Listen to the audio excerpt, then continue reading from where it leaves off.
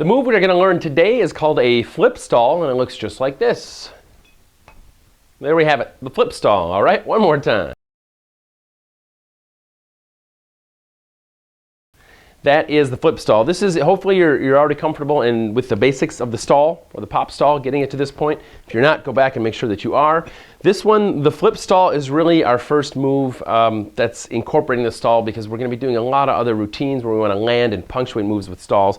This is really the first way to make sure you can get comfortable landing those, is with this basic of stall moves. Keep in mind, this is exhibition flair. This is not something you can just open up a bottle, put on a pour spout and go. This is something you want to practice, use it more for competitions or shows, or if you're doing this at work, make sure you can land it really, really well, and make sure, as you'll find out if you don't know already, that if you have anything more than, say, a quarter of the bottle full, you're going to end up spraying everywhere. That's really the difference, one of the big differences between exhibition and working flair. So we're going to practice. I'm going to set this one down, use a practice bottle here. But keep in mind, this is not something you can do with full bottle, a half full bottle even, probably 4 or 5 ounces or less is what you're working with. So we're going to practice with a practice or an empty. The flip is really, this is going to be a matter of practice. This is going to be one of those that you want to try it 100 times, and hopefully you can get it 2 or 3.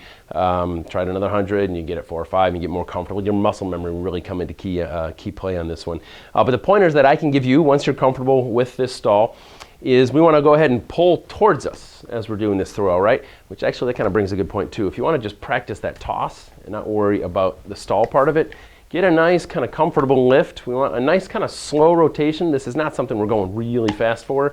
Also, this is not something where we're trying to really bring rain. It doesn't need to be way up there. Some people try and land a double stall, and that's cool. You can get that, that's great. But when we're starting here, keep it basic, keep it simple.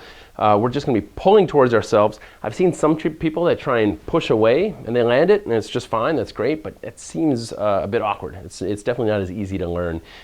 So we're going to pull towards ourselves, kind of like pulling, I don't know, just kind of pulling the rug out from underneath it a little bit, lifting that elbow up, lifting that wrist rather up toward, almost towards our chin or towards our body.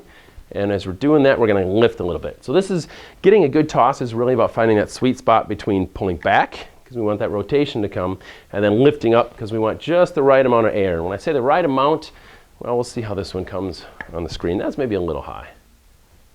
All right, so we're going kind of just above the headlines from what it looks like. So we're here, practice this one, and you'll find that so we're going to get a good toss, we're going to get that nice rotation.